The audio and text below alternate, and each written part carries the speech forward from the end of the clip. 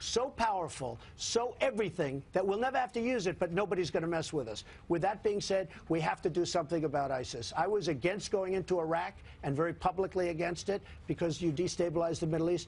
But I will tell you, and very strongly, Don, and I think it's very important, when they start cutting off people's heads because they're Christian in the Middle East, all over the Middle East, what's happening there, it's like in the old days, I talk about medieval times, Matt, that the most vicious times, you know, where they chop heads.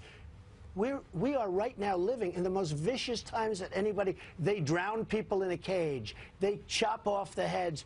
We have to stop it. And believe me, I'll find a General Patton, because we have great people. We use people that are politically correct all the time. We got rid of one of our best generals because he used foul language.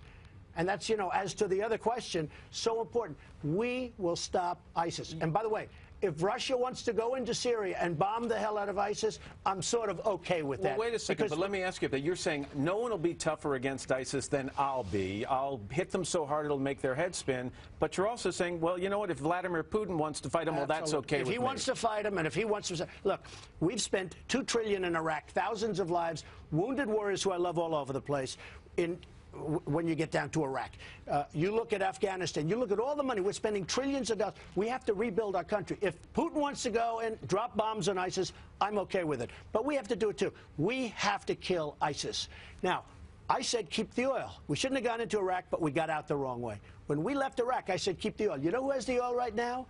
Number one, Iran's going to have all of Iraq, but ISIS has the oil. ISIS is very rich. So boots on the ground in Iraq, take over the oil fields. I would knock the hell out of ISIS, and frankly, if Russia wants to do it also, I'm okay with it. But what I want to get to, I really want to do, I want to get back to rebuilding our country, Matt, because our infrastructure is dead. Our roads, you know it better than I do. Our airports, you travel all over the world. We see airports, both of us, many of the people in this room, that are so beautiful.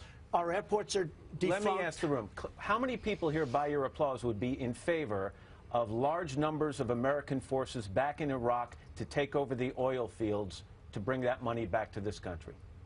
And by doing that, you're cutting off ISIS. By the way, that's their primary source of funding. Well, hey, that's what leadership is. Okay, thank you.